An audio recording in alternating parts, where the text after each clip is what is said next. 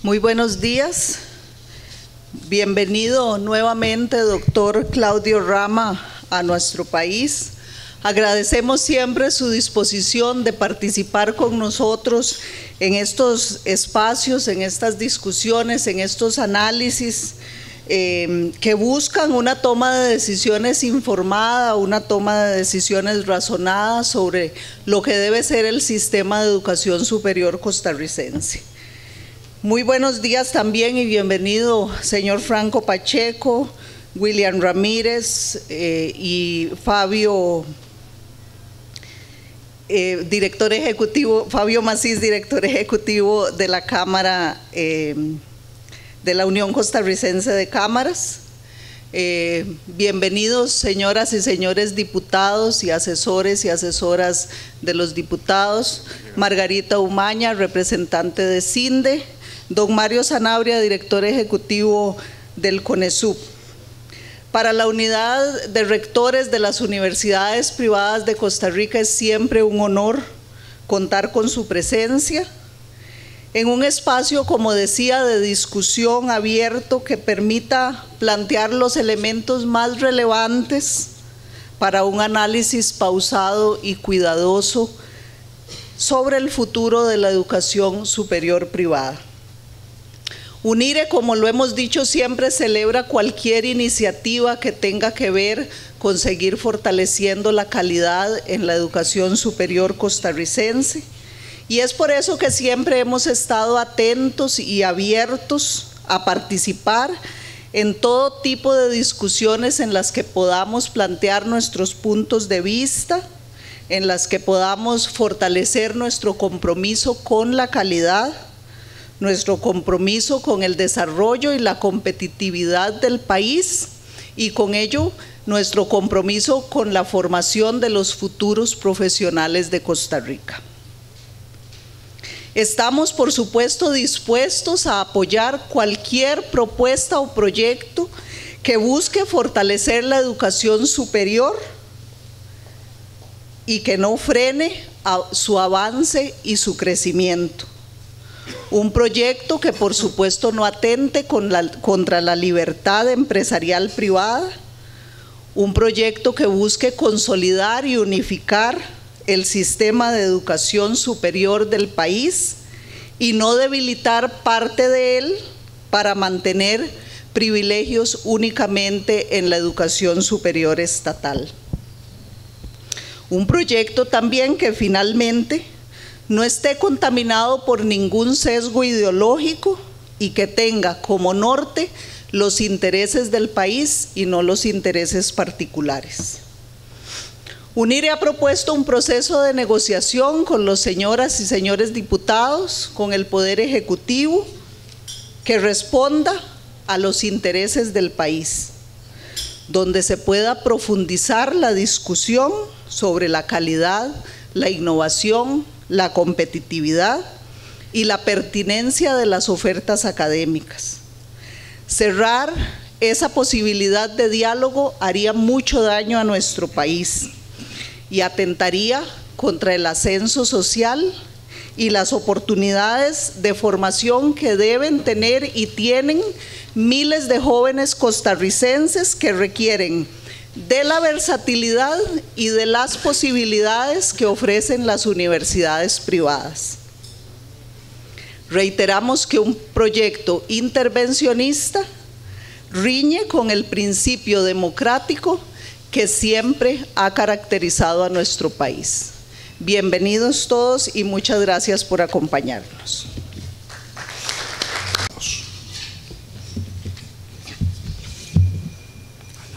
Muchas gracias. Buenas tardes tengan todos ustedes. En realidad voy a tomar solo unos cuantos minutos de su tiempo básicamente para explicarles un poco cuál es el estado y anticipar un poco lo que hemos estado haciendo desde hace algunas semanas en relación con este estudio. UNIRE nos ha encomendado a consejeros económicos y financieros preparar una investigación acerca del impacto de la educación superior privada en Costa Rica. Y hemos planteado básicamente que ese impacto debemos medirlo, ¿verdad?, en un contexto, en primer lugar, de un sector rápido crecimiento en las últimas décadas, que ha ido rápidamente ganando terreno, tanto desde el punto de vista económico como dentro de la misma actividad de formación superior, en el caso costarricense, y queremos básicamente medir ese impacto en dos ámbitos fundamentales. Un primer impacto, pasemos por favor. Una primera medición del impacto del sector, vamos a tratar de determinar el aporte como actividad productiva de la educación superior privada en el país. ¿A qué me refiero como aporte como actividad productiva? Es dejando momentáneamente de lado los aspectos que tienen que ver con el impacto de la educación, desde el punto de vista social y económico en los que reciben la formación, y concentrarnos básicamente en lo que representan el sector de educación universitaria privada en Costa Rica como productor de servicios educativos. Eso que implica básicamente tratar de medir el impacto que tienen como generador de valor agregado, tratar de medir el nivel de empleo total e indirecto que genera el sector en la economía costarricense, y de ahí además derivar algunos otros elementos importantes que están asociados con esa participación dentro del sistema económico, como por ejemplo contribuciones a la seguridad social, contribuciones de naturaleza impositiva o tributaria a la economía del país. Esa sería la primera parte del estudio que estaríamos realizando. La segunda parte del estudio es un tanto más ambiciosa, y es, por lo menos desde nuestro punto de vista, la más probablemente importante de la investigación que estamos realizando, es valorar el aporte del sector de educación superior privada en Costa Rica al desarrollo de capacidades en la población específicas. Y esto es en términos básicamente de mejoramiento de capital humano en la economía costarricense, como un factor productivo y de desarrollo fundamental, y también del mejoramiento de las condiciones sociales de quienes reciben la formación de la educación superior en las instituciones privadas en el caso del país. ¿Qué es lo que queremos ver en esta parte? Bueno, en esta parte básicamente lo que estaríamos midiendo es cuál es el impacto sobre la productividad de la economía costarricense que tiene, por ejemplo, el desarrollo de formación o habilidades en la población a través de educación superior privada. Queremos también medir cuál es el efecto sobre las condiciones de vida de la población que recibe, digamos, esta educación superior privada en el país a lo largo de los últimos años. Además de efectos directos que tienen que ver fundamentalmente con quiénes son los que están recibiendo esa formación educativa en las universidades privadas, también obviamente vamos a concentrarnos en efectos de naturaleza indirecta, porque recordemos que en materia educativa ese simplemente hecho de tratar de coincidir las necesidades, por ejemplo, de los sectores productivos o empresariales con las ofertas académicas de las universidades, tiene efectos que van más allá de lo obvio, de lo específico y privado, y que se extienden, digamos, en forma de externalidades a otras actividades o en general al beneficio de la economía común en su conjunto, y esa es la parte que estaríamos midiendo justamente en ese otro segundo componente. Es un estudio que está empezando en términos relativos, tenemos unas pocas semanas, alrededor de unas 4 semanas. Hemos empezado inicialmente recopilando información porque quizás uno de los principales problemas que se tiene cuando se trata de realizar este tipo de investigaciones en Costa Rica y en cualquier parte del mundo es la data, es decir, la información fría, digamos, que nos permita poder estimar todos estos impactos que tratamos de definir o que hemos definido de manera inicial a priori, ¿verdad?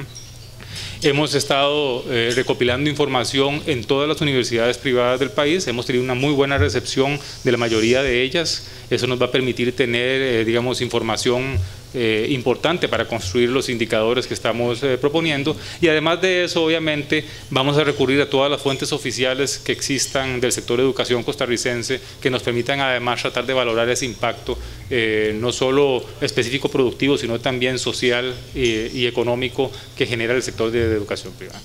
Y nosotros estimamos que los resultados finales del estudio van a estar disponibles más o menos en unas 4 semanas. Eso significa que probablemente una vez preparado el estudio, UNIR estará compartiéndolo con ustedes. Ese sería básicamente un poco el anticipo que estamos haciendo del trabajo que estamos iniciando desde hace algunas semanas. Muchas gracias.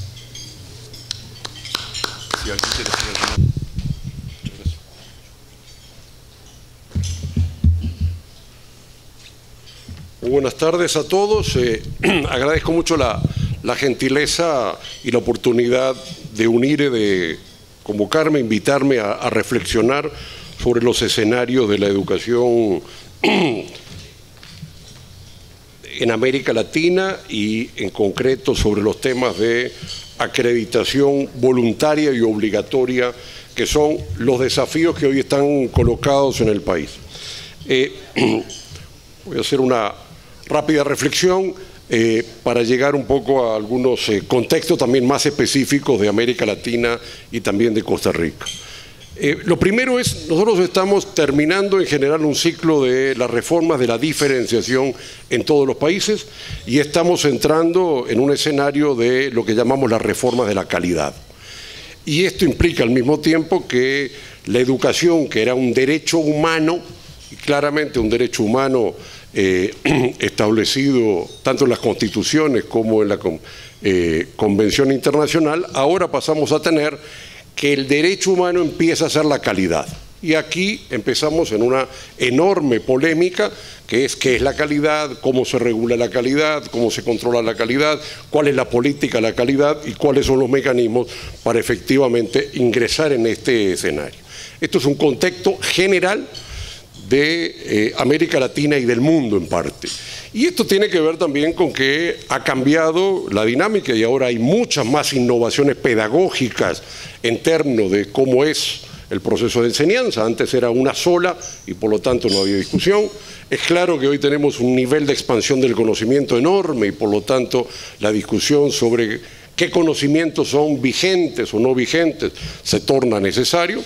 Es claro que cada vez más el valor agregado es el conocimiento y los modelos de acumulación de capitales se basan en una intensidad en el uso de capital humano, en tecnologías, en conocimiento, en patentes, y esto obviamente cambia un poco el recurso humano.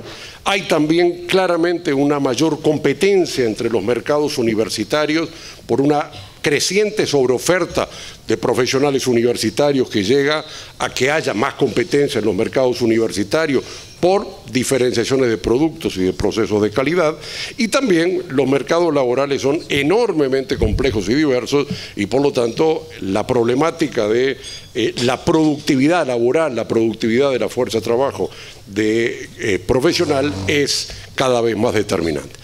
Podríamos decir entonces muy sintéticamente que estamos en una transición de modelos donde la intensidad era la cantidad de profesionales a modelos que agregan además de la cantidad el tema de la calidad. Y esto es parte de un escenario de reflexión global y a partir de la década del 90, fines de los 90, en todo el mundo, Europa y Estados Unidos, menos porque ya lo tenían, pero sobre todo Europa y América Latina y parte de Asia, empezamos a entrar en esto de la reforma de la calidad, los sistemas de aseguramiento, los controles, cómo se establece el equilibrio entre regulación y innovación y libertad. Aquí es la discusión, cuáles son los instrumentos, cuáles son los mecanismos, cuáles son las ideas, cómo se concibe la realidad de la calidad. Es la discusión de la calidad. De alguna forma podríamos decir, lo primero en esta materia es que la primera pregunta es: ¿la calidad se decreta? ¿La calidad se adquiere? ¿La calidad es un proceso? ¿La calidad quién la define? ¿La calidad en qué instancia se instrumenta, se mide y obviamente se evalúe? Es el proceso que es parte de la discusión. Los analistas claramente todos consideran que la calidad es indefinible, que calidad es muy imprecisa en términos de definición conceptual, que la calidad es un proceso, es una especie de espiral ascendente en términos de la mejora continua, y esto nos ha llevado a todos los modelos de gestión de la mejora continua. Es claro que la calidad no es un solo camino que va para Roma, sino que hay muchos caminos y esos caminos no llevan todos a Roma. Hay muchas Romas y en esa medida que estamos en un escenario de alta diversidad en términos institucionales, de tipologías universitarias, de formas de organización y de impactación del conocimiento, cada vez son más diversos. Hoy tenemos multimodalidades, tenemos desarrollos institucionales muy diferenciados de pedagogías, tenemos formas de organización del conocimiento que claramente hacen que si alguna vez se consideraba que la calidad podía ser definida claramente, hoy se torna mucho más impreciso. Más allá de que en esta diversidad la calidad que puede creer un estudiante del aprendizaje o la calidad que puede concebir una institución o la calidad que puede requerir el término de el gobierno o los empresarios o la sociedad es diferencial. Y la calidad para un estudiante probablemente sea la empleabilidad, la calidad para un empresario probablemente sea la productividad, la calidad para la institución probablemente sea la tasa de mantenimiento o la tasa de egreso o la tasa de conclusión.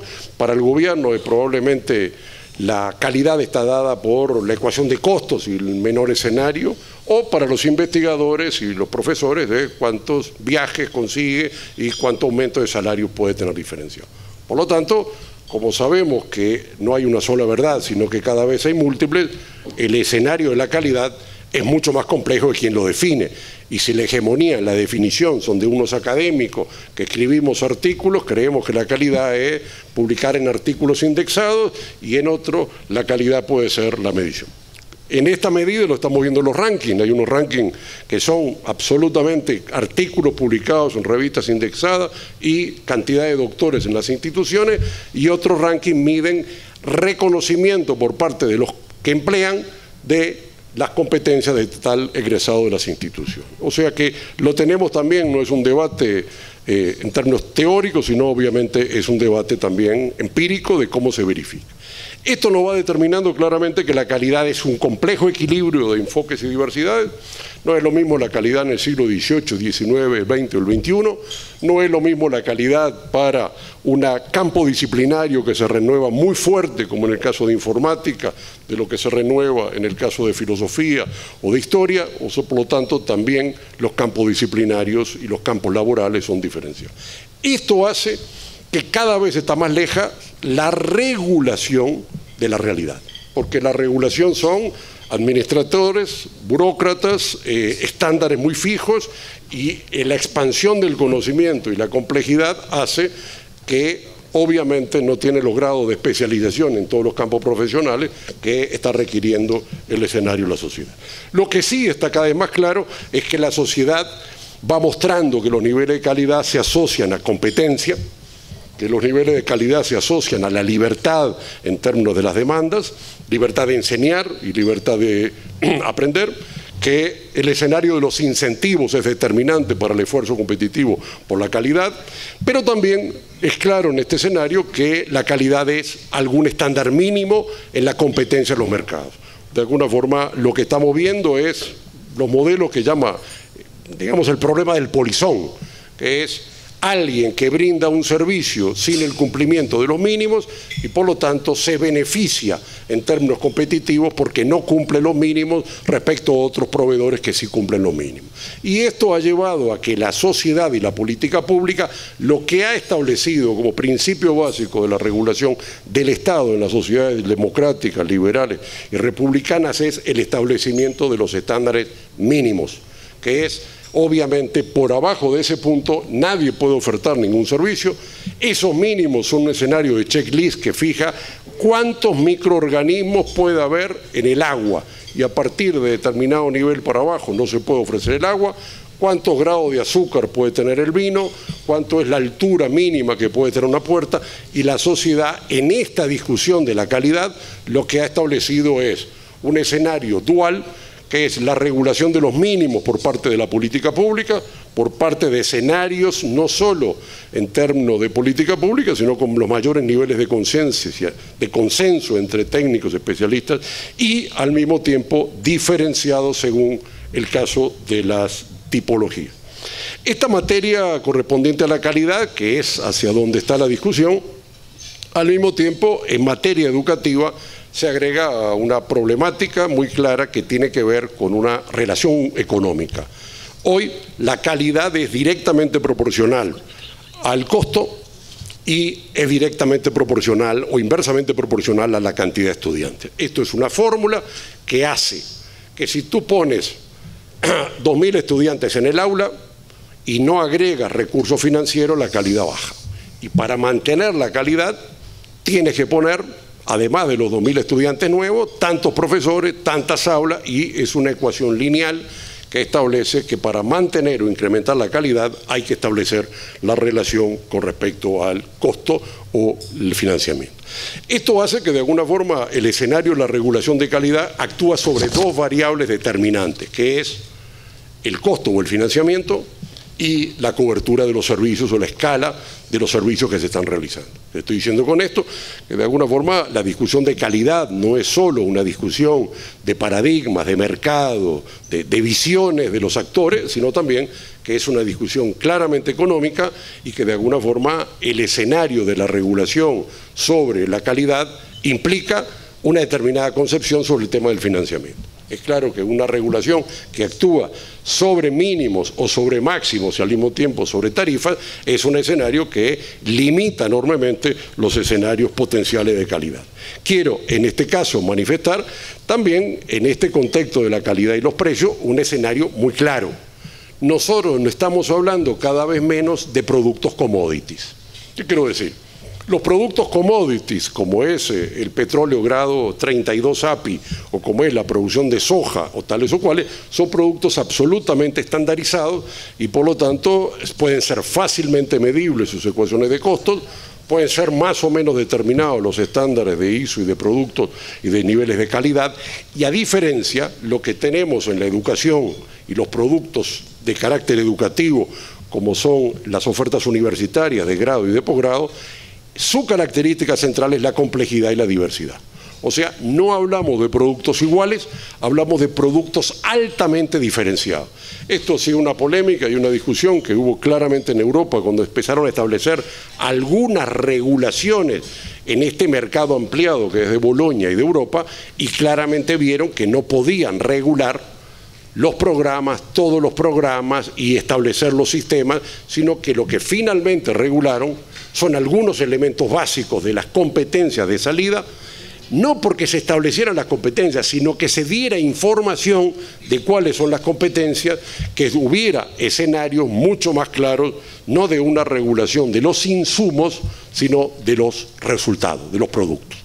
Creo que el mundo ha tenido una enorme experiencia en lo que es la regulación de un mercado enormemente ampliado y diferenciado, y nos muestra cómo se ha ido resolviendo, no por la vía del establecimiento de criterios fijos y altamente regulados, sino por la vía de la incorporación de los elementos de la libertad. Si lo vemos en términos de la Unión Soviética, que era el sistema educativo más regulado y donde de Vladivostok a Kiev era el mismo abogado y los mismos estándares de producción, bueno, vemos hoy el enorme nivel de diferenciación que están teniendo estos sistemas. De alguna forma, la calidad, en la medida que no es un commodity, establece que de alguna forma la regulación es muy difícil de hacer, si se quiere lograr eficiencia del producto, en términos de regular la diversidad que tiene, porque la diversidad tiene que ver con la diversidad de emisiones, la diversidad de procesos de evaluación. Hay aquí una concepción muy clara, que si se regula por la vía de estándares o simplemente se regula por la vía de la misión de la institución. Si usted tiene una institución que quiere hacer tal cosa y ofrece tal otra, tendrá unos estándares, y si usted quiere ofertar tal o cual elemento y educación a distancia o en tal nicho de mercado, tendrá otro. Esto nos refuerza la dificultad de establecer un estándar. Pero al mismo tiempo también es claro que las sociedades en este contexto de promoción de la calidad están buscando cómo promover la calidad. Creo que aquí hay una tensión, un debate de cómo promover la calidad en un contexto donde los países, las empresas y las organizaciones quieren ir corriendo a sus sociedades hacia sociedades del conocimiento, hacia sociedades de calidad. Esto es un elemento claro. No podemos concebir el desarrollo de la sociedad futura sobre la base de que somos África, no. Hay que continuar incorporando capital humano, hay que incorporar permanentemente mejor nivel de recurso del capital humano, y tenemos que aumentar los niveles de producción de mejores niveles de calidad en todas las áreas de la sociedad. ¿Cómo se produce eso? De alguna forma es claro en esta materia, y aparece en toda la región, que más allá de un cierto paradigma en el mito de la acreditación, la región, y vamos a verlo caso por caso, está cada vez más sólida en el establecimiento de los estándares mínimos.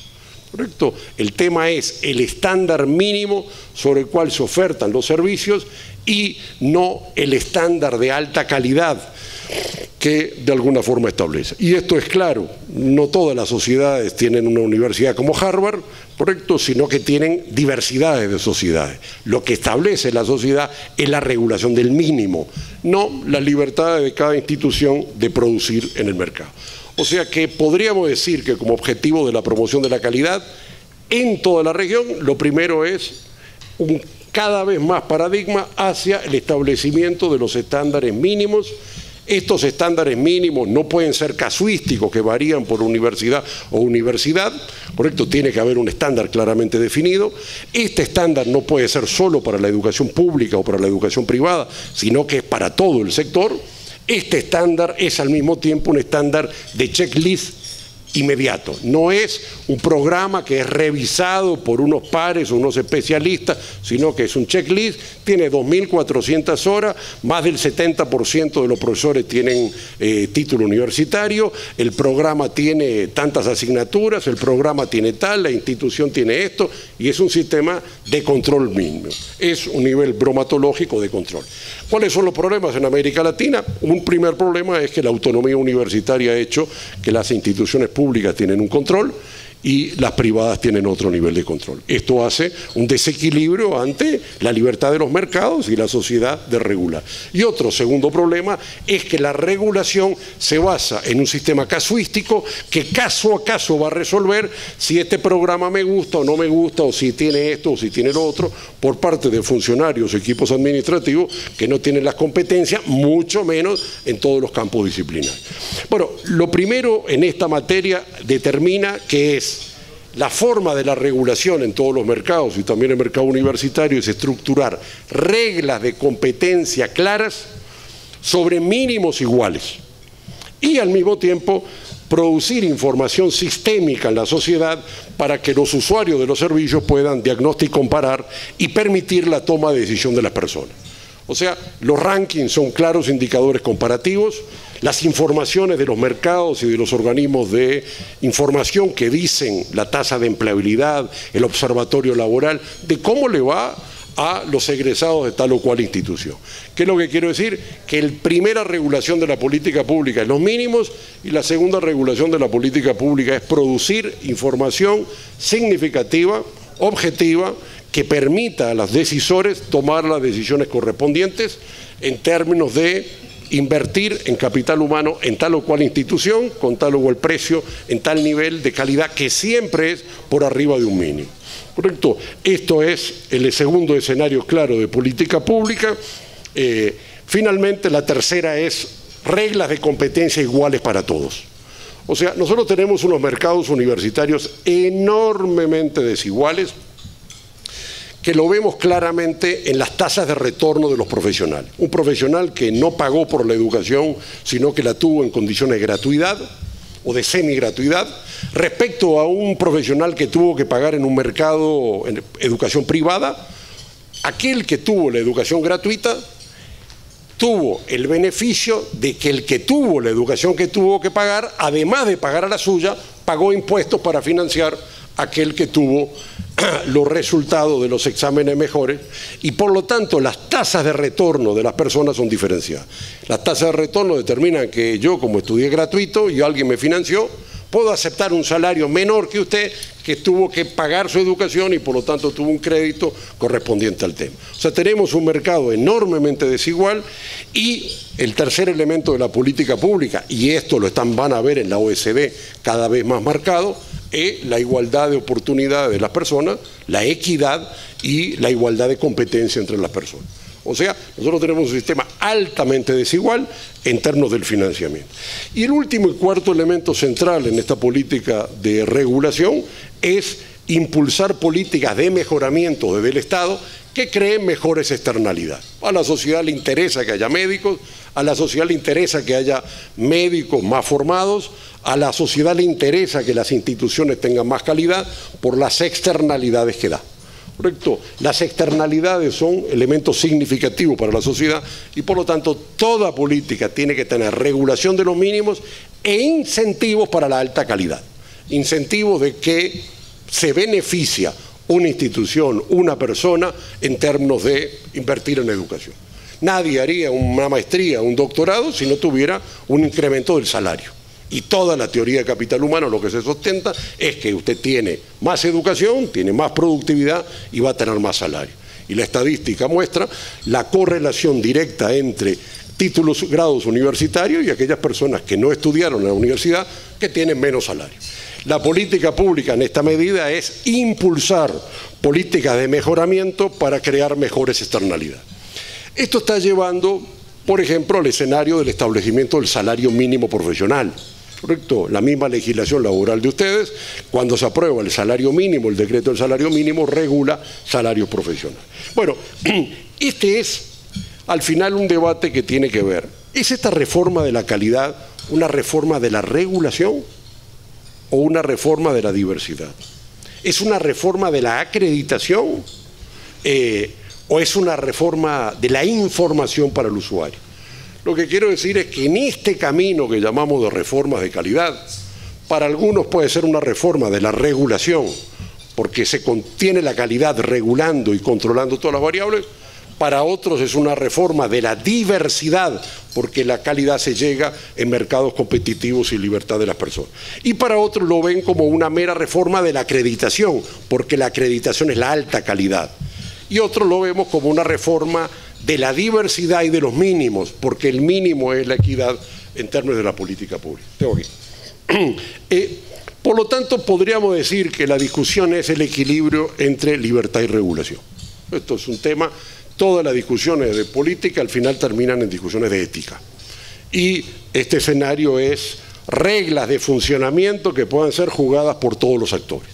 Una política pública es que haya reglas de funcionamiento explícitas y claras, que no estén sujetas a la arbitrariedad, la volatilidad o los cambios por parte del regulador o el administrador, que tengan tiempos y formas de resolución inmediata.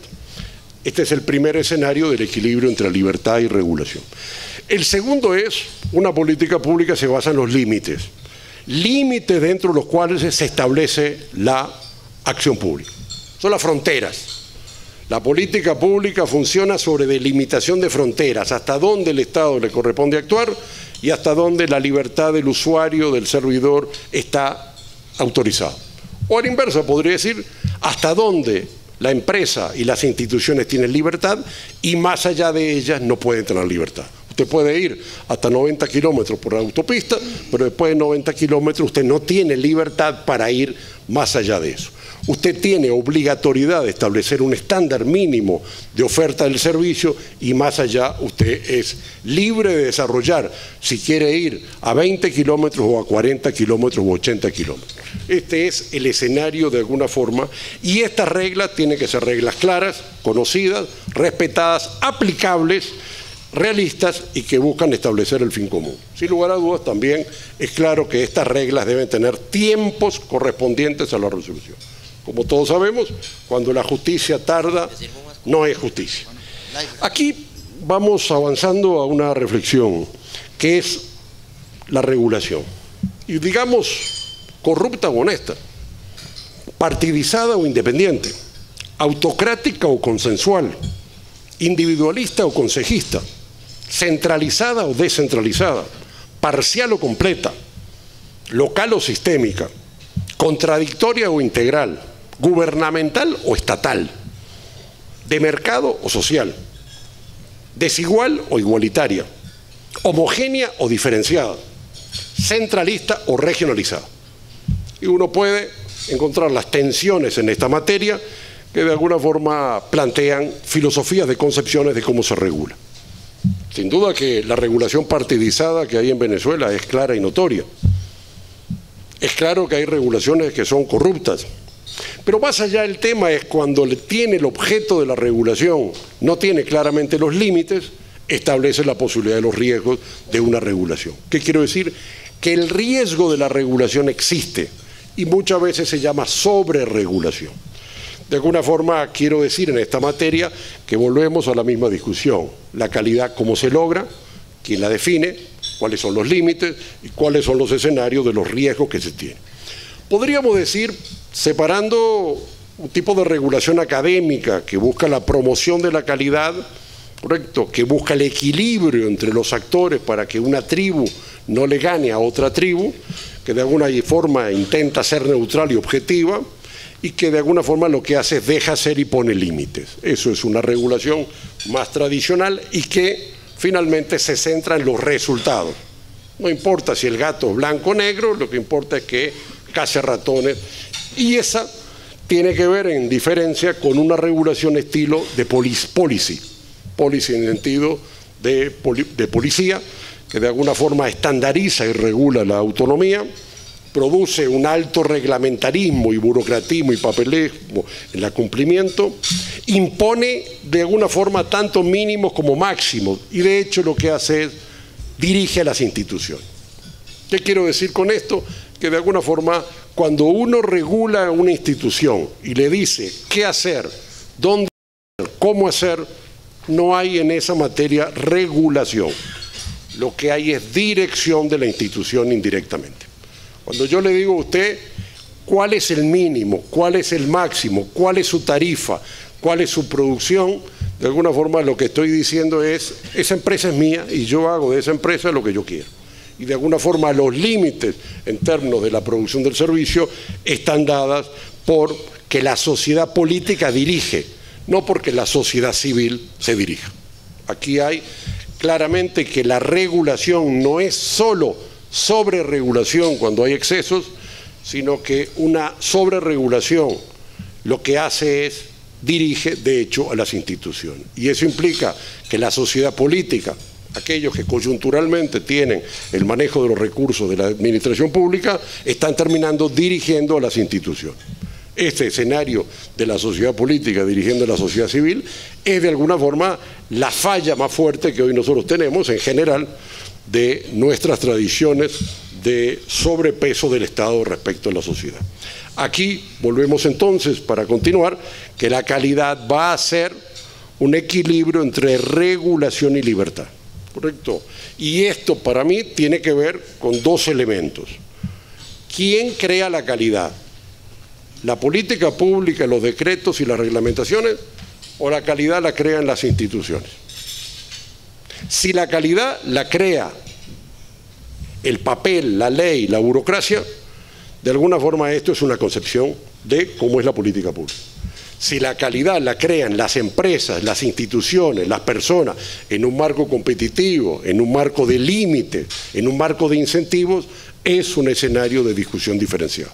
En el segundo escenario, lo que hay es una regulación en base a mínimos. Usted debe cumplir estos mínimos. De ahí para adelante, usted es libre de actuar, ¿correcto? Y hay determinadas limitaciones.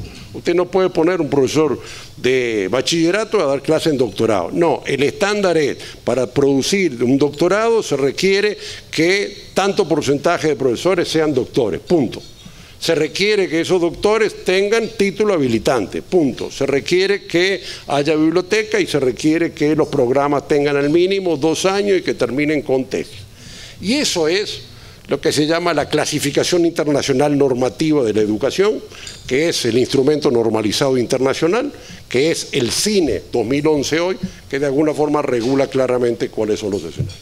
Y eso es los protocolos internacionales. En la medida que hay un escenario de no regulación en esta materia, entramos en los problemas. Diríamos entonces en esta materia la regulación de los estándares mínimos, ¿correcto? La regulación de mínimos es el escenario que define los estándares de calidad, los perfiles de egreso que obviamente las instituciones tienen que tener.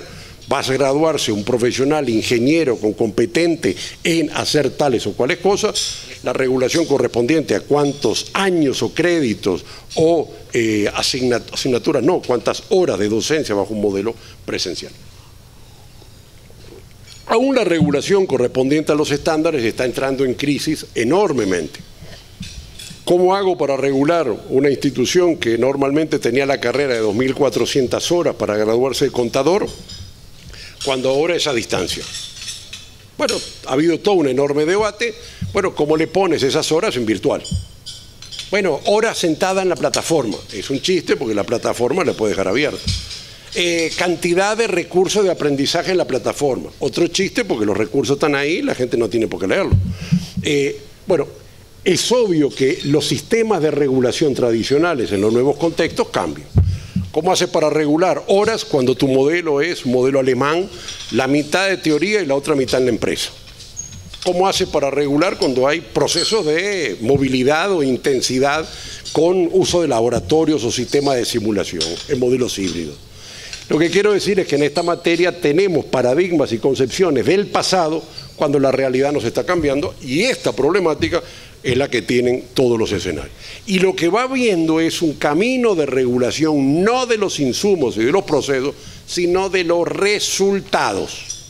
¿Aprendió? No aprendió. Y ahí está el examen.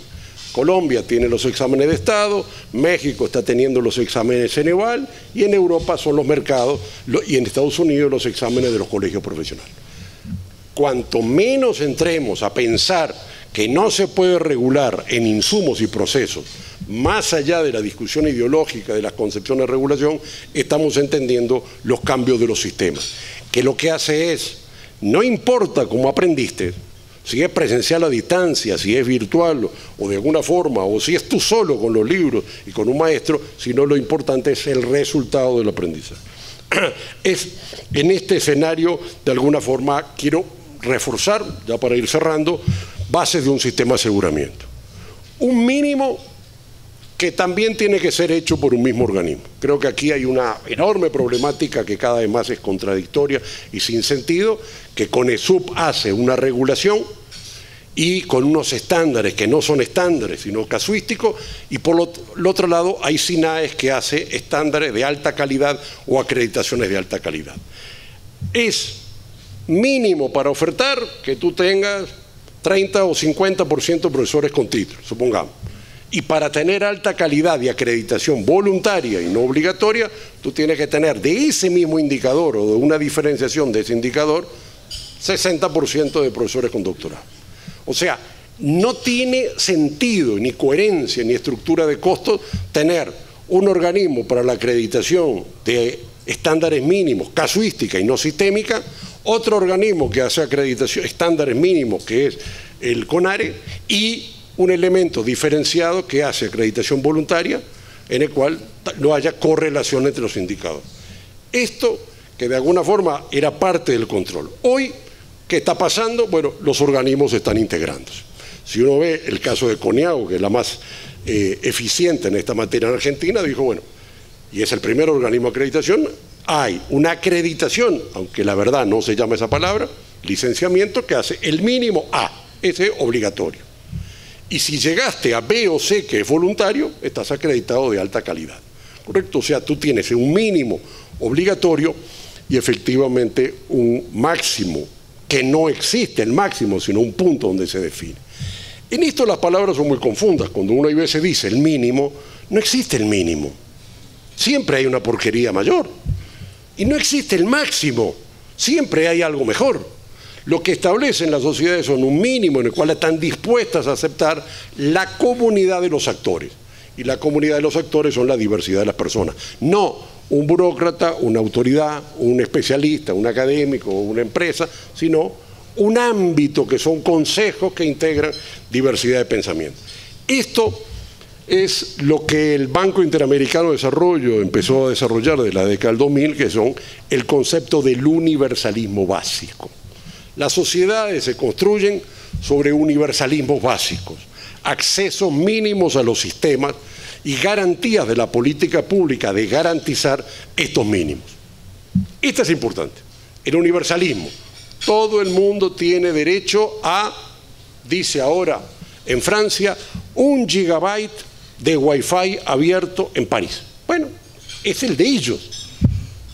Probablemente aquí llegaremos en América Latina en algún momento que cada ciudad diga, todo ciudadano en la calle tendrá que tener de acceso abierto 1 giga de conectividad. Cada sociedad define, y la sociedad costarricense es distinta que los mínimos que puede tener la sociedad guatemalteca o la sociedad hondureña o la sociedad chilena, argentina o la que fuera. Ese es política pública. Lo que están entrando es un escenario de sobreregulación. Lo que están entrando es un escenario de políticas que, creyendo resolver la existencia de alguna anomalía en el modelo regulador que tienen, lo que hace, como muy bien me decía Rosa alguna vez, pasa con split a todas las instituciones, con FLI, creyendo que con eso resuelve. Si hay un escenario en el cual hay un ladrón, tiene que ir preso el ladrón. ¿Y el ladrón cómo se verifica? Porque no cumple el estándar que es no te puedes apropiar de los bienes del otro. Chao. Y eso es la política penal. Hay un mínimo de lo cual no puedes hacer. Este escenario requiere un cumplimiento continuo, es un checklist y no es subjetivo. No es un conjunto de pares. En el 2008 me invitaron el CONARE y UNIRE, que habían hecho la primera reunión, a tener una charla, una conversación, en la primera reunión que se hizo de ambos organismos. Eso derivó una comisión de seguimiento bastante interesante que tuvieron la gentileza de invitarme en aquel momento, y lo recuerdo porque ayer mismo estuvimos con Macís, y allí fue que yo conocí a Rosa con mucho afecto, y fue una discusión de cómo la normativa inicial, que es muy falaz, pero en todo caso era real, de CONESUB dejó de cumplirse. Y el CONARE decía claramente que los estándares que tenía que tener el CONESUB, que era que los programas tenían que tener los mismos niveles que CONARE, dejaron de hacerlo. Y eso dicho por los funcionarios, y está en un informe que se escribió en aquel momento. De alguna forma, el marco normativo del 81 tenía algunos elementos positivos. También el marco normativo del 81 tenía una demencia, que es la regulación de las tarifas. No existe sector, ni en el hospital, ni en la alimentación, que sin duda son más importantes que la educación, para regular el mínimo, el máximo y las tarifas. No existe, salvo en Maduro y en Venezuela. Y la educación privada en Venezuela, que fue 45% de la cobertura cuando llegó Chávez, hoy es 20%. El logro, si es que le llaman logro, de una política que llevó el país al caos, fue que llevó el sector privado de 45% a 20%. Y creó, no las universidades públicas tradicionales, tienen hoy todo el restante, sino que inventaron un sector casi que le llaman las aldeas universitarias, en el cual le dan títulos casi sin aprender. De alguna forma, el objeto era político. Entonces, en esta materia, de alguna forma, es claro que la regulación de los estándares mínimos, que es controlar al polizón, aquel que hace errores que castigan a todos, debe tener claro que de alguna forma establece escenarios de controlación. Esto es, para mí, estándar mínimo de calidad de la oferta, incentivos de mejoramiento y diversidad de niveles de alta calidad. Así se conforman políticas de aseguramiento de la calidad coherentes y sostenidas. Y esto es, de alguna forma, el elemento necesario. ¿Cuáles son los problemas de la regulación? ¿Cuáles son los problemas que una norma debería asumir? Bueno, desburocratizar el flujo de exigencias que afectan brindar el servicio de regular con calidad. ¿Qué es lo que ha ido pasando? Cuando uno tenía 2 o 3 instituciones y 3 o 4 programas, el control de la burocracia que había en las normas del 80 funcionaba fácil. Cuando tú tienes 500 instituciones en algún país o 27.000 programas como en Brasil pasan a través de un solo organismo, los procesos de autorización tardan 2, 3, 4, 5 años. Y eso lo vemos en toda la región. El escenario de control de la política pública en la expansión de la educación. Digamos, a ustedes se les está pasando lo mismo que le pasa a América Latina. Cada 10 años están duplicando la cantidad de estudiantes. Esto es un crecimiento que se va a continuar. Y no solo crecen los estudiantes, crece más la cantidad de programas y crece más la diversidad de modalidades. Con un organismo que efectivamente controla, cada vez tiene menos capacidades, cada vez tiene más contradicción entre los tiempos necesarios y cada vez las competencias son menos respecto a las exigencias de las competencias de los campos disciplinarios. O sea que el primer tema aquí es desburocratizar el flujo de exigencias. Mejorar la calidad de la regulación para que no sea excesiva, inútil y costosa. Y esto nos está llevando a las regulaciones de la segunda generación. Los últimos 2 meses, Argentina y Brasil, en los cambios políticos que están teniendo, crearon nuevas normas, por ejemplo, para el caso de educación a distancia. Brasil tenía un nivel de control enorme en la autorización de los centros de apoyo. Centros de apoyo tardaban 4, 5, 6 años para autorizarse. Bueno, se estableció que las instituciones que tienen determinado nivel de calidad tienen determinada libertad para ofrecer programas. ¿Qué es lo que significa? Que la acreditación de alta calidad no es obligatoria. La acreditación de alta calidad te permite mejores cosas. El escenario es incentivos. Tú haces el mínimo obligatorio, pero si tú quieres conseguir tal cosa, tienes escenarios de incentivos. ¿Por qué alguien puede acceder a la educación pública gratuita? Porque se esforzó por alguna circunstancia social y llevó a tener una nota mejor y por lo tanto tiene acceso a una educación gratuita. Aunque eso le afecta a los demás en tasa de retorno, es un premio a su esfuerzo. Y lo que hay que hacer es un escenario de acreditación voluntaria asociado a recursos, asociado a accesos a libertad. Programa que tiene categoría de calidad superior, básicamente porque sus estudiantes, por ejemplo, aprobaron los exámenes para entrar al colegio profesional, pienso yo, tienen que tener libertad para hacer tales o cuales cosas. De alguna forma, ese es el escenario. El otro claro elemento de regulación es hacer cumplir en tiempo y forma los procesos establecidos. ¿Correcto? O sea, si alguien está fuera de la ley, debe ser castigado en marco de la ley. Si alguien tiene el derecho para que le autoricen un programa, ese programa debe ser autorizado en tiempo y forma. El cuarto elemento tiene que ser correlacionar las penas con el grado de las irregularidades. Yo me acuerdo, trabajé muchos años con una penalista maravillosa y un día me dijo, esto es una locura. ¿Por qué, doctora? Porque como los jueces no aplican las penas de la propiedad intelectual de las fotocopias, entonces le están poniendo una pena como rapiña, que es hurto con violencia, igual que fotocopia. Hay una correlación absolutamente diferenciada entre la pena por hacer una fotocopia ilegal de entrar en una casa, pegarle a una persona y robarse algo. Aquí hay un tema de cómo se correlacionan los escenarios de las penas. Y obviamente despolitizar, desburocratizar, desideologizar las decisiones y darle un carácter objetivo, neutral, y no hay más neutralidad que sistemas informáticos, sistemas de checklist. De alguna forma, los seres humanos tienen corazones. Y esto, Bourdieu, que es un especialista francés, analizó el tema de las tribus.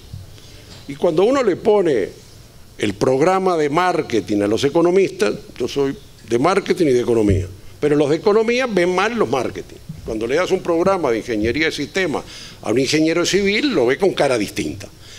Hay tribus. El mundo académico son tribus. Y de alguna forma la regulación debe ser en esta materia claramente un escenario de autonomía, libertad y objetividad en esta materia.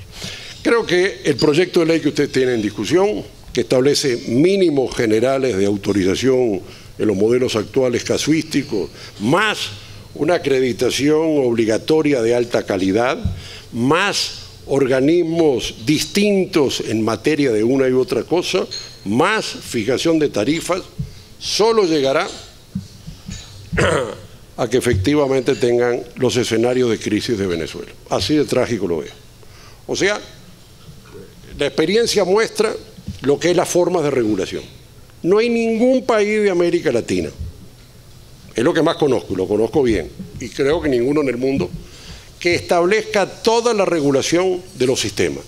Lo que hace es la pérdida de la innovación, la pérdida de la competitividad, la burocratización y finalmente llega a la corrupción. Aún en los países más decentes como son ustedes y Uruguay, nos ponemos en la misma cancha, como decía alguna vez el presidente Sanguinetti, haya un tico donde habrá democracia.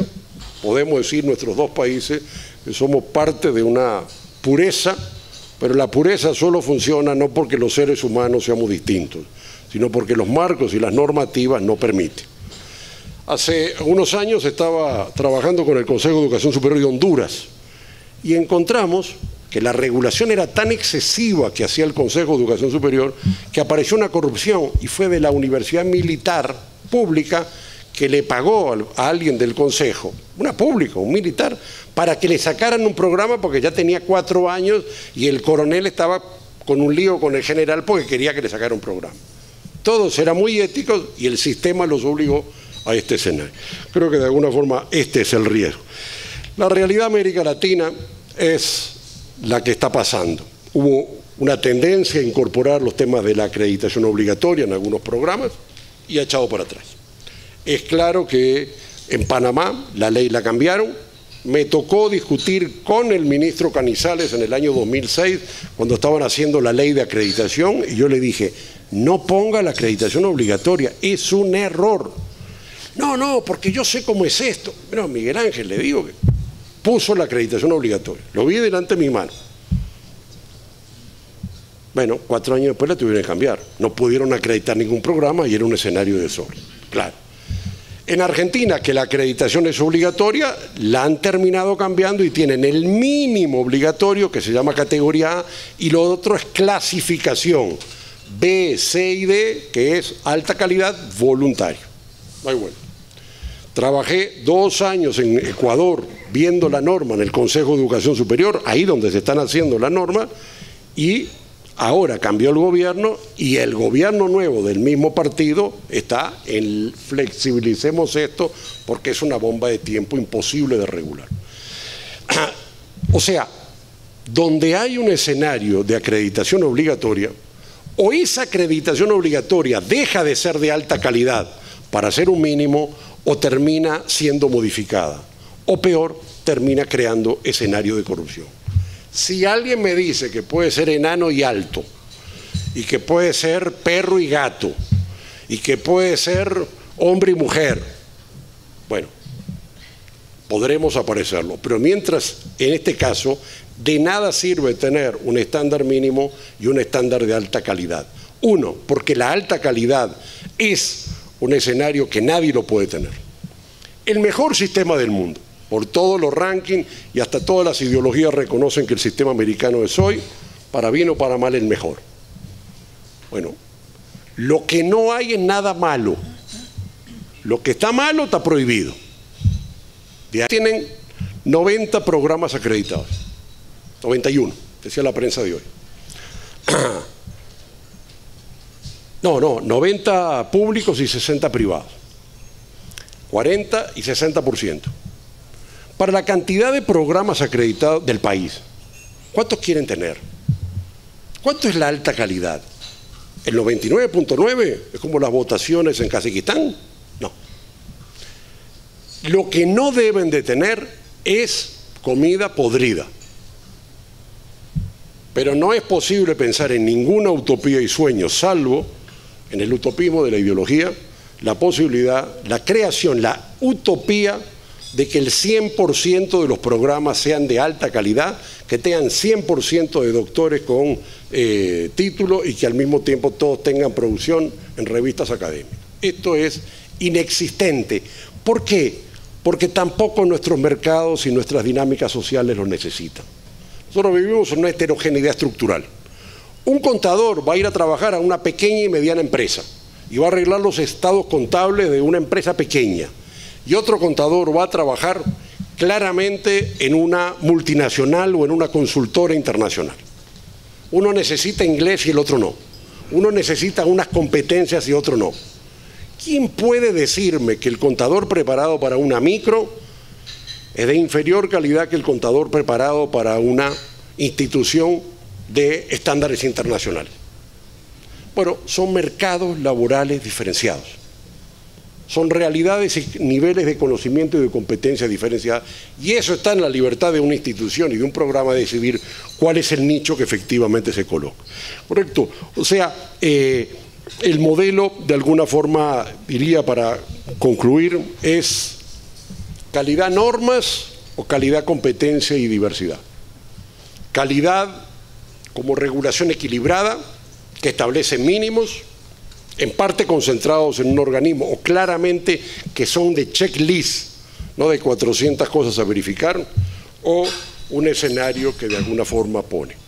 Bueno, diversidad, equilibrio, regulación, no es lo que yo creo que de alguna forma tienen en el proyecto de ley. El proyecto de ley es un escenario que, aunque se ha ido modificando en la filosofía, parecería, en la realidad de los papeles, va a dejar un sistema con baja innovación, va a dejar un sistema con alto conflicto y confusión respecto a los roles, y va a crear más ineficiencia. ¿Por qué van a tener dos organismos que al final, los organismos y las instituciones no tienen por finalidad ellos mismos, son para la función social, su rol en la sociedad? Y probablemente el escenario de CONESUB tuvo su tiempo histórico, su eficiencia, su momento, y hoy es un organismo deslegitimado, claramente deslegitimado en los tiempos, en las irregularidades que han habido, en los resultados, y de alguna forma este escenario también correspondería a pensar que de alguna forma la ciudadanía tiene ya tal vez una opinión tomada y que de alguna forma es tiempo de hacerle cambios. Como siempre, los cambios deben ir hacia lo mejor. Lo mejor no es la sobreregulación, lo mejor es la libertad. Esa es un poco mi visión de la obligatoriedad sistémica, de pocos estándares, de mínimos, que eso de estar correlacionados con la alta calidad, que la alta calidad es voluntaria y sí debe tener incentivos para que las instituciones puedan recorrerlo, y que de alguna forma deben ser fondos competitivos a resultados, que de alguna forma el mínimo no es un mínimo, y ahí la palabra tal vez es difícil de usar. El mínimo es lo que la sociedad considera que de alguna forma tiene un valor, y ese funciona el criterio de regulación. Hoy le llamamos estándares básicos o universalismo, que es el escenario mínimo que estamos dispuestos a aceptar. Bueno, que haya una gente fumando marihuana o que haya una gente haciendo toples en la calle, hace 320 años era distinto, como vemos hoy, cambia, pero siempre existirá un límite en el cual como sociedades consideramos. Y creo que de alguna forma toca reconocer en este contexto que necesitan un escenario más flexible, y lo peor, sin lugar a duda, es una regulación de las tarifas, que lo que hace siempre que se regulan las tarifas y en todos los procesos y en todos los mercados, termina habiendo desabastecimiento, corrupción, confusión y obviamente una competencia por bajar la calidad. Bajar la calidad de la competencia de derivación de la regulación de precios, y un escenario de tarifas de calidad mínima y calidad alta al final hace un embrete de las instituciones. Eso es lo que hicieron en Venezuela. Venezuela le agregaron además la regulación de los salarios docentes, el gobierno aumentaba los salarios docentes, no aumentaba la autorización para las matrículas, desaparecieron las instituciones, y eso va a tardar muchísimos años en regularse. No es necesario que haya una crisis como la de Venezuela. Algunos sectores desaparecen por política pública, y de alguna forma hay veces cuando hay políticas muy claras o que permiten una lectura, también uno lo que busca comprender si no hay atrás otro elemento que no sea la calidad, sino que sea la vieja polémica no resuelta en América Latina de lo público y lo privado. Amigos, muchas gracias, y estoy a preguntas y respuestas a lo que pueda ser útil a ustedes, y agradeciéndole mucho la atención, y tal vez un poco largo me pasé, pero ya les llegó el postre.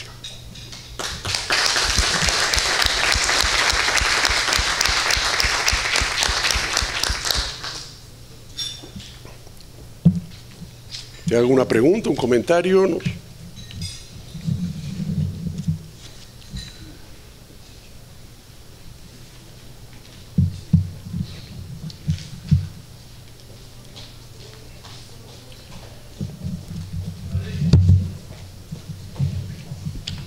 Bueno, primero felicitarlo por su exposición. Mi nombre es Claudio Alpizar. Tocayo. Tocayo, sí.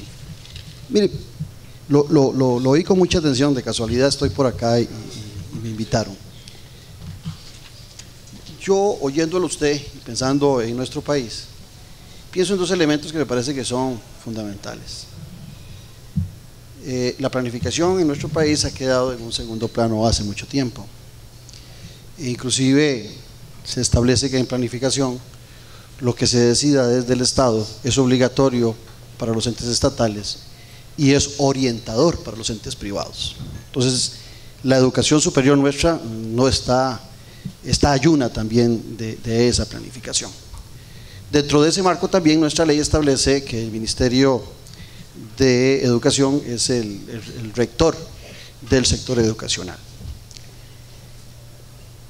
Pero nuestro ministerio se ha concentrado mucho en regular primaria y secundaria y ha cedido mucho poder en otros organismos que han hecho una hipertrofia en el control de la educación superior, sobre todo dentro del marco de que teniendo las universidades públicas autonomía política y administrativa, lo cual apoyo, pero de cualquier posición ha sido muy mal interpretada por los rectores casi como estados dentro del Estado, y eso le ha dificultado al ministro de Educación poder generar políticas de planificación y políticas orientadoras, no solo en primaria y secundaria, sino incluyendo a las universidades públicas.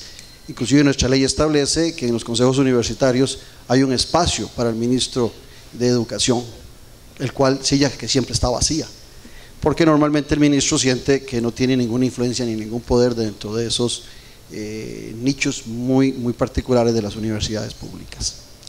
Ahora bien, también paralelamente el crecimiento de nuestras universidades privadas se genera primero dentro del ámbito de un negocio de poca calidad. Esa es la verdad, originalmente, ¿verdad? Sustentado también en una desigualdad que se empieza a generar en nuestro Estado cuando la primaria y la secundaria empiezan a perder calidad, y entonces aparecen primarias y secundarias de muy buena calidad que a los que estamos en clase media nos empiezan, que seguramente la mayoría graduados en primaria y en secundaria de escuelas públicas, pero en el ADN costarricense la educación viene desde el momento que nacemos como una prioridad. Empezamos a hacer el esfuerzo para que nuestros hijos tengan mejor educación primaria y secundaria, que sea bilingüe, que tenga acceso a la tecnología y demás. Y entonces mucha de la clase media empieza a apostarle a esa educación privada. El ingreso en esa educación privada de esa clase media, media alta costarricense, empieza a provocar una desigualdad desde el Estado. ¿Por qué? Porque esa falta de equidad que usted dice se empieza a acentuar cuando los que tenemos mayores ingresos, clase media me estoy refiriendo, y media alta, pero también la clase alta, empiezan a tener un privilegio de ingresar, que usted hacía alguna referencia rápida a eso, empiezan a tener un privilegio de que esos estudiantes mejor preparados son los que empiezan a ganar los exámenes de admisión en las universidades públicas. Entonces, desde el Estado empezamos a generar la desigualdad. Gente que va a las universidades públicas, financiada con impuestos nacionales, que tiene capacidad de pago, es en la que su mayoría empieza a entrar a las universidades públicas y ingresan por sus notas, por su preparación, a lo que yo llamo la carnita, a las ingenierías, a la computación, a la medicina, porque hay notas mucho más altas y mucho mayor exigimiento en las universidades públicas para ingresar a eso. Paralelamente, entonces, a muchos no les queda más que estudiar ciencias políticas. Yo soy politólogo, de paso se lo digo, estudiar sociología, antropología, que dentro del marco de la música, que dentro del marco de la universalidad es importante, ¿verdad? El marco que tienen las universidades. Pero también viene el problema de la generación de empleos, ¿verdad? ¿Cómo me genero empleos en carreras? Entonces, vea el tema que le quiero plantear. Desde nuestro estatismo estamos generando desigualdad, porque están siendo premiados la clase media, media alta hacia arriba en el ingreso a las universidades públicas. Las universidades privadas se dirigen ciertamente por oferta y demanda de las carreras, no están tan preocupadas como las universidades públicas por la universalidad del conocimiento. Pero también ciertamente en algunos grados muchas universidades no están comprometidas, universidades privadas, con la calidad de sus profesionales. Entonces, dentro del marco de esa lucha pública y privada que usted plantea muy bien, y esa lucha ideológica, algunos empiezan a pensar que en la universidad privada los que van a participar en la universidad privada son los ricos. Falso, ¿verdad? Estoy seguro de que muchos de los que pagan por ir a las universidades privadas es gente que en el ADN costarricense tienen esa educación y hacen ese gran esfuerzo para graduarse con becas o con un esfuerzo familiar, etcétera. Y desde el otro lado de las universidades también piensan que los que están en las universidades públicas son grandes privilegiados. Entonces aquí hay un choque que va más allá del tema. Y podría seguir hablando, pero no quiero monopolizar este asunto porque es un tema apasionante. Yo quisiera preguntarle a usted, en su experiencia, ¿cómo promover? Porque no estoy muy convencido de lo que usted me dice de que esos índices mínimos de calidad, tal vez por mi formación de socialdemócrata, no estoy muy convencido de que esos índices de calidad tengan que dejarse tan sueltos, sino que tiene que haber un control sobre las calidades de las universidades, porque también es obligación del Estado cuidar la calidad de la educación y de los recursos que invierten sus ciudadanos. Hay un condimento ahí que para mí me es importante. Pero para no alargar el tema, ¿cómo controlar la calidad para que ese proyecto, que a todas luces a mí me parece que sería innecesario si el Ministerio de Planificación y el Ministerio de Educación retomaran sus papeles rectores, ni siquiera se necesitaría de una ley? Pero como aquí hay fiebre, y sobre todo de diputados y de partidos políticos, de generar muchas leyes, pues creen que todo se soluciona desde ese marco. ¿Cuál sería el mecanismo para controlar o para generar la mejor calidad en las universidades privadas y públicas también? Pero digamos en este caso, ¿qué nos preocupa? Las universidades privadas. ¿Alguna otra pregunta más para juntar varios comentarios y reflexiones?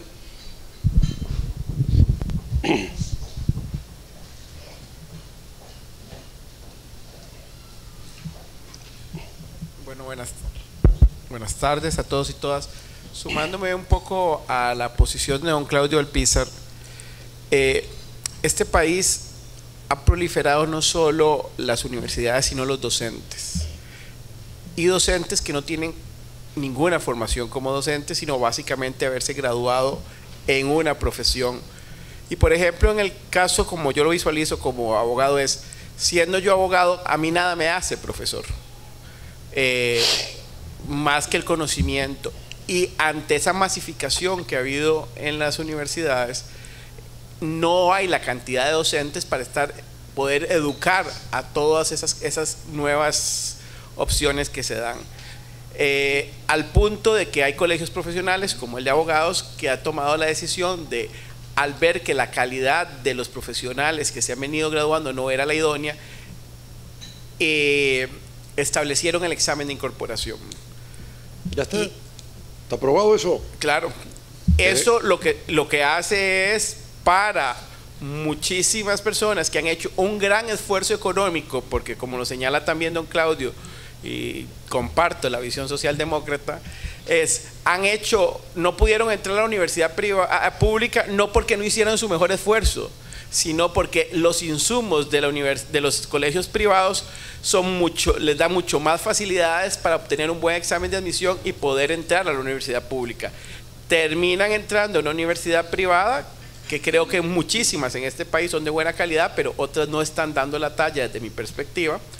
Y la prueba de eso es que se gradúan y solo el 10% de las personas que está haciendo examen de incorporación al colegio de abogados se está incorporando.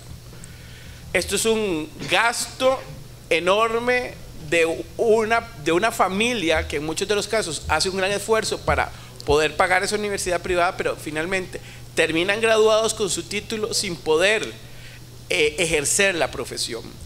Entonces, si no supervisamos la calidad de la educación y estamos haciendo que muchos de nuestros muchachos de clase media y media baja, señalaría yo, don Claudio, más bien, que hacen un gran esfuerzo por accesar a una educación privada, no pueden ingresar y ejercer su profesión, ¿cuál es el camino si no supervisamos para que estas personas finalmente no se vean, yo diría casi que engañadas? Porque pasaron 4 o 5 años pagando por tener acceso a un título para poder ejercer una profesión y hoy en este país no la pueden ejercer. Sí. Yo juntaría estas dos para un comentario breve. Albán.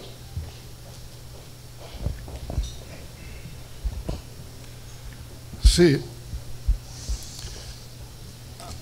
que tomar en cuenta una serie de factores. Quiero hacer dos preguntas. En primer lugar, con relación al examen de incorporación. Ese examen ha demostrado que no hay una correlación entre acreditación e incorporación. De hecho, no son las universidades públicas las que sacan los primeros lugares en examen de incorporación. De hecho, los exámenes que hace el Poder Judicial para jueces, las universidades públicas no han ocupado más allá del 5º lugar. Son las privadas las que han ocupado los primeros lugares. Y curiosamente, el último lugar en los exámenes de incorporación lo tiene una universidad que tiene, la única que tiene la carrera reacreditada. Y el primer lugar lo ocupa una universidad que no está acreditada. Entonces, eso es un indicador. Eso es un indicador, ¿verdad? Otros indicadores que hay que tomar en cuenta es el siguiente. A mí me decía un ministro del gobierno anterior, con cierto cinismo, muerto de risa, me decía: qué dicha, ya mi hijo va a terminar el colegio, yo estoy pagando 11 millones de colones al año en el colegio privado y ahora voy a ir a la universidad pública a pagar 350,000 colones al año. En la universidad pública, un estudiante, según dice CONARE, cuesta 3,5 millones de colones al año, lo cual significa que si la tarifa máxima que paga son 350,000, los costarricenses, con nuestros impuestos, subsidiamos a la oligarquía con 3,250,000 al año. De esos que ingresan a la universidad pública, el 49% deserta a los 2 años. Lo cual significa que a los costarricenses nos ha costado más de 10 millones de colones por estudiante, después de 2 años de haber ingresado. Y esos también se pasan a las universidades privadas. ¿Y por qué eso es así? Porque el sistema es perverso. Es decir, permite que se gane el examen de incorporación, pero no permite el ingreso a la carrera. Entonces, como nos decía nosotros un investigador de la Universidad de Costa Rica, hibernan 2 años, 3 años, estudios generales, la deportiva, la cultural, etcétera, y después se pasa a la universidad privada porque no alcanzaron el mínimo requerido para ingresar a la carrera que deseen y que sí lo pueden hacer en la universidad privada, ¿verdad? Entonces, en ese sentido, la universidad privada se ha constituido para los sectores medios y para los sectores altos también un instrumento para formación. Sobre esto quiero señalar lo siguiente. En este momento en el cual el CONESUB, haciendo a mi juicio una interpretación equivocada de la ley vigente, establece topes de matrícula. Esta ley tiene 35 años y la ley únicamente utiliza un criterio para establecer las tarifas, que es garantizar el correcto funcionamiento de las universidades. La ley no dice que tiene que ser un instrumento para que los estudiantes puedan pagar sus matrículas, que es el único criterio que se ha empleado hasta el momento, el estudiantil, pero no la calidad. Lo que el CONESUB debería preguntarse no es si el estudiante puede pagar, no, si esa tarifa garantiza el correcto funcionamiento de la universidad, porque así lo dice por imperativo de ley. Eso no se cumple. De la misma manera que no se cumple el artículo 80 de la Constitución, que dice que el Estado tiene la obligación de estimular la iniciativa privada en materia de educación, la desestimula. Entonces, ¿qué es lo que está sucediendo en materia de tarifas? Que la competencia no es por calidad, es por tarifas. El CONESUB acaba de suspender una universidad que cobra 40,000 colones por curso. ¿Por qué? Porque como establece tarifas máximas, entonces ellos se pueden bajar para poder sobrevivir y atraer estudiantes. ¿Por qué? Porque la calidad no es lo que los atrae. Y finalmente, quiero decir lo siguiente. Hace unos 5 años, Demoscopía hizo una investigación que demostró que el estudiante de universidad privada no es un estudiante que trabaja, es un trabajador que estudia. Es decir, son funcionarios de ministerios, son funcionarios de empresas que por los horarios y por las posibilidades que le dan las universidades, solo ahí pueden ingresar. ¿Por qué? Porque en las estatales no les dan horarios y carreras que ellos necesiten, ¿verdad? Entonces, en ese sentido, la universidad privada definitivamente se ha convertido en una opción. Hay que mejorar cosas, sí, eso no cabe la menor duda. Yo he dicho reiteradamente que al chiquito hay que lavarlo, pero no hay que echarlo al desagüe. Quisiera hacer, antes de otras preguntas en una segunda ronda, dos comentarios. Como ambos colegas hablaron de socialdemocracia, hay que recordar que el enfoque básico de Bad Godesberg, del primer Congreso de la Socialdemocracia 59, era que la política pública debe ser tanta libertad como sea posible y tanto Estado como sea necesario.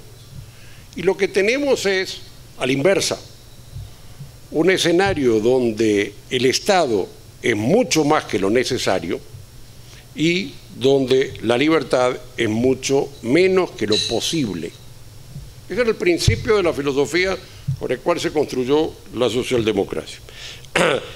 De hecho, yo creo que el escenario del control de calidad de los estándares es la base.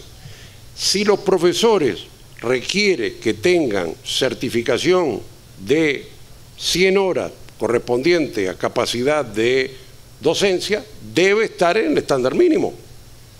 Y si la institución se dice, para el año 25, el 100% de los profesores tendrá que tener tal cosa, significa una política preasignada, preinformada y prevista.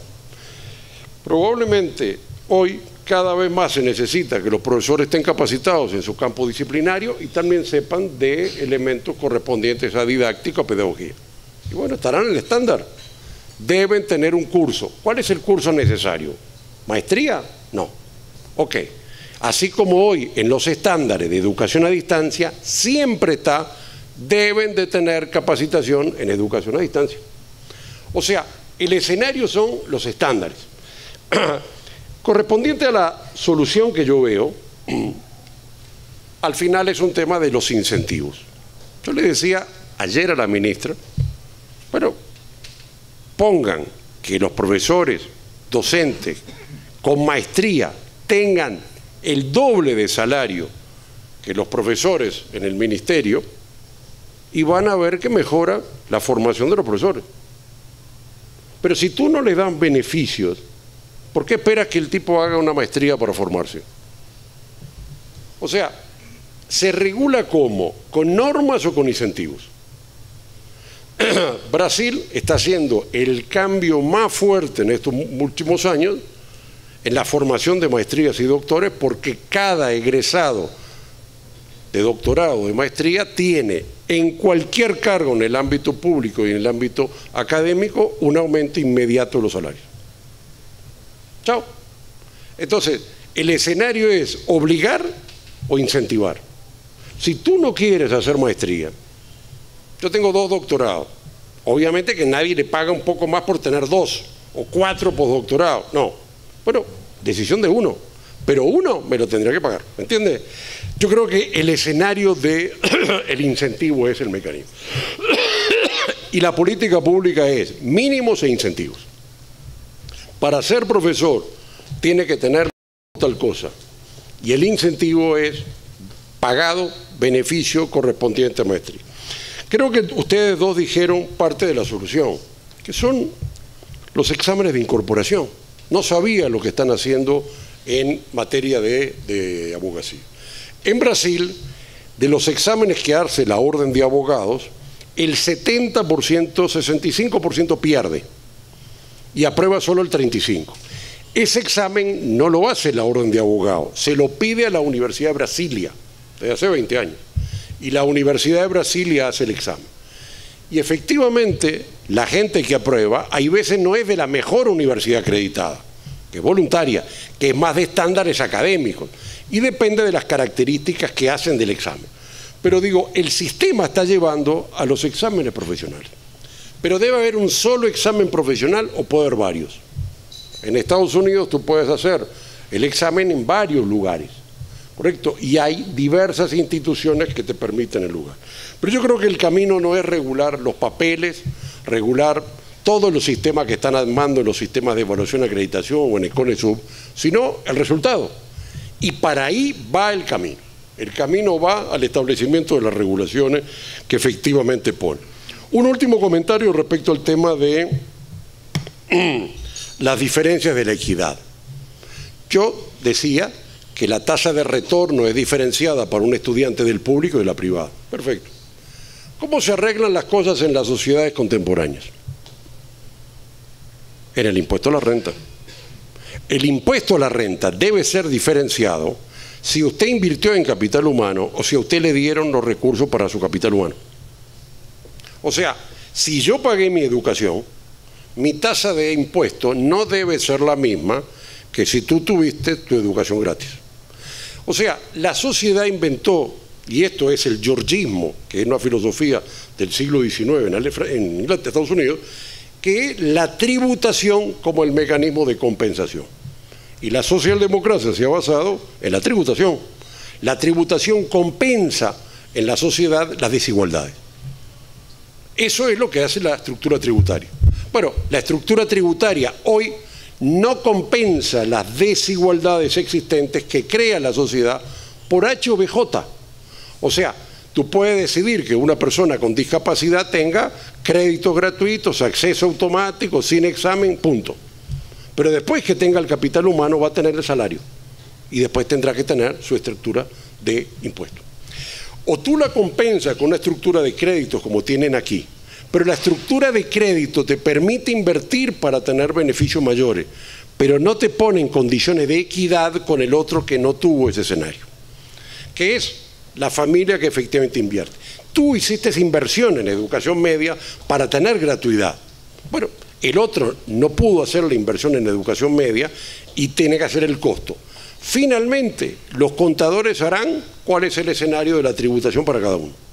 Lo que yo quiero decir es que la solución no viene del ámbito de la política educativa. La solución desde este lado de lo financiero viene de la política tributaria. Tú no haces el equilibrio de la equidad en un escenario de política educativa, sino tributaria. Sí haces el escenario de compensación de términos de calidad, que es evaluar al final el nivel de egreso. Una persona que sale de Harvard, cuando da el examen en Oklahoma o en Massachusetts, tiene menos resultados que el estudiante que estudia en un college de Massachusetts, porque Harvard le prepara para todo Estados Unidos. O sea que no necesariamente los mejores exámenes para el colegio de Massachusetts son de Harvard, pero el tipo de Harvard tiene más resultados cuando lo pones a moverse a nivel nacional en Estados Unidos.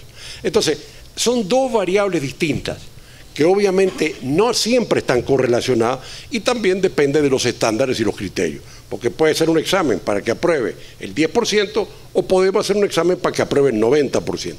Pero yo lo que digo es que la solución de la diferenciación y de la diversidad y de la regulación está en los estándares mínimos de oferta para todos los programas y en los procesos de exámenes de incorporación en lo que son las carreras profesionales. Que los procesos de acreditación obligatoria son burocráticos, papelescos, costosos y que al mismo tiempo no logran determinar los niveles de libertad y diversidad de las instituciones. O sea, de alguna forma lo que se está construyendo es un sistema de aseguramiento de la calidad, que es, para mí, no mínimo regulado, máximo regulado, tarifas reguladas, sino mínimos regulados, sistémicos para todos, libertad de las instituciones, acreditación diferenciada para el que quiera y sistemas de incentivos en las instituciones. Y finalmente, si sabe, cazar ratones, blanco negro que caza ratones. Y no significa que todos los que estudian tienen un puesto en el mercado laboral, eso está claro que no, pero deben de tener las competencias mínimas por competencia para poder aprobar determinado nivel. Y si no, lo harán de nuevo como hacen los exámenes, porque en Brasil el 70%, el 65% pierde, pero de ese 65% en el segundo año pierden solo el 15%. como es en los exámenes de matemática, y seguramente aquí alguno tuvo examen de ingeniería matemática, una carrera que muere el 70, el 80%. Y bueno, yo di en toda la universidad en economía, me tocó dar 4 veces estadística matemática. Qué horrible. Parecía un nerd estudiando y perdía, estudiando, perdía. Y al final aprobé, así es la vida. Bueno, a la orden, usted había pedido la mano. Sí, tal vez para hacer alguna breve aclaración. Bueno, en primer lugar, felicitar a UNIRE por esta feliz idea de hacer esta exposición, y al señor Rama, por supuesto, con toda esa bagaje cultural y de conocimiento que tiene. Sin embargo, pareciera que el gato flaco aquí es el CONESUB, y vale la pena hacer algunas aclaraciones, porque no todo es como parece. Por ejemplo, el proyecto de ley que está en la Asamblea Legislativa lo que pretende es modificar 8 artículos. Son modificaciones muy generales. En ningún momento se está plasmando ahí que sea una camisa de fuerza para la educación, que es una actividad tan dinámica. Eso se plasmaría vía reglamento, porque es más fácil en este país arreglar un reglamento que pasar una ley.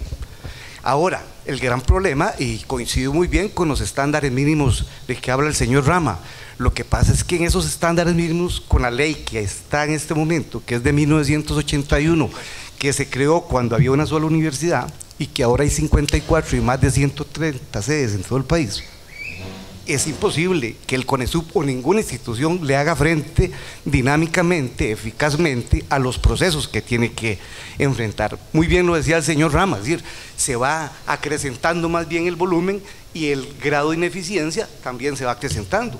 Y encima vienen pronunciamientos de diferentes organizaciones, como lo estableció la Procuraduría, que el CONESUB tiene que ver ahora los diplomados, como lo estableció la Contraloría, que con esto tiene que cobrar tarifas, como lo estableció la Procuraduría General de la República, que el CONESUB tiene que ver especialidades médicas, pero ninguno, todos tienen un común denominador, ninguno dice con cuál cacao se hace ese chocolate.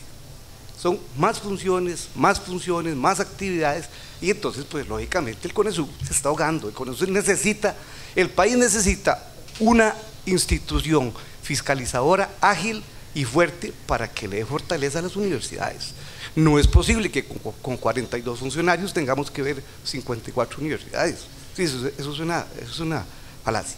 La ley es una necesidad. Yo entiendo la posición del señor Rama, él nos está hablando de una realidad, pero es una realidad tal vez distinta. En Costa Rica, por constitución política, no podemos negar la obligatoriedad de ver la educación superior, el artículo 79. Aquí tenemos una norma nacional de calidad que la establece el CONESUB, que la establece SINAES. Y precisamente a eso es lo que le estamos dando validez, con ese proyecto de ley, incluso a la internacionalización de la educación y a otros aspectos no menos importantes, que pues no lo vamos a solucionar aquí, pero que sería importante que estas mesas de discusión fueran más amplias para poder explicar de cerca algunos aspectos. Solo explico una situación de las tarifas, porque lo que se ha hablado acá de las tarifas pues no es del todo cierto. En el proyecto de ley lo que se establece es el cobro, como lo establece la misma ley, de el costo de crear una universidad, de crear una carrera, de modificar una carrera, pero las tarifas de matrícula y las tarifas de matrícula y materia, eso está establecido, y aquí hay un señor director de mucha capacidad en esta materia, que es don Ricardo Guerrero. Eso se estableció por una disposición de un ministro, porque ni siquiera hay un acuerdo, ni siquiera hay una norma, ni siquiera nada. Aquí se cobran las tarifas de las universidades con el IPC del periodo que diga la universidad, más a lo sumo el 50%. Y desde diciembre presentamos un modelo tarifario, que dicho sea de paso, UNIRE nos pidió en 2 oportunidades tiempo para valorarlo, y bueno, no hemos recibido ninguna respuesta, ya se va a ver. Pero ahí lo que establece es un modelo tarifario hecho por especialistas, por financieros, por actuarios, etcétera, y que tiene ahí, eso no es ni siquiera el proyecto de ley, eso ahí va a tener la posibilidad de que las universidades cobren sus matrículas y sus materias por el costo que ellos invierten en la universidad, con rendimientos y todo. Eso no es ni siquiera materia de la norma del proyecto de ley que está en la Asamblea Legislativa, como ustedes lo pueden verificar. Así es que pues hay algunas cuestiones que no son tan ciertas y que es importante que se discutan públicamente, porque este proyecto fue presentado a las universidades, a todas las universidades, desde febrero de 1915, del 2015, perdón, y han habido algunas modificaciones a solicitud de las universidades, pero lógicamente pues hay oportunidades de mejora, y pues yo la invitación que hago es a que discutamos más sobre el tema y podamos enriquecer más este proyecto, si es posible. Gracias. Gracias.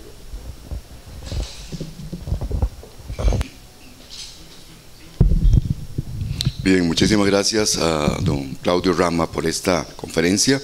Vamos a ir clausurando este evento con las palabras de doña Rosa Monge.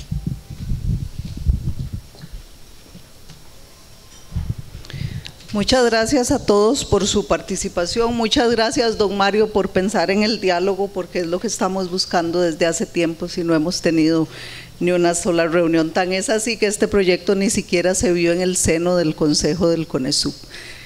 Yo creo que es importante definitivamente el análisis y la discusión, y es lo que buscamos provocar con este tipo de actividades. Creo que don Claudio nos ha dado muchísimo insumo para discutir, nos ha dicho efectivamente que la calidad viene con la diferenciación y viene con el ejercicio de la libertad, que la regulación debe ser de los estándares mínimos para que exista precisamente esa diferenciación, que los estándares no pueden ser casuísticos ni diferenciados, no podemos buscar calidad solo en lo privado y lo público sigue como está. Si hablamos con responsabilidad y con convicción de calidad, debemos hablar de calidad en el ámbito de la educación superior pública y privada, que en la política pública se imponen los estándares mínimos, la transparencia en la información para que alimente los estándares, la igualdad de oportunidad para todos los estudiantes, y que para ello deben haber incentivos también para la calidad. Que no se puede regular la libertad porque no permite la diversidad, y si no hay diversidad pues no puede haber competitividad, y que la sobreregulación implica dirigir también las instituciones.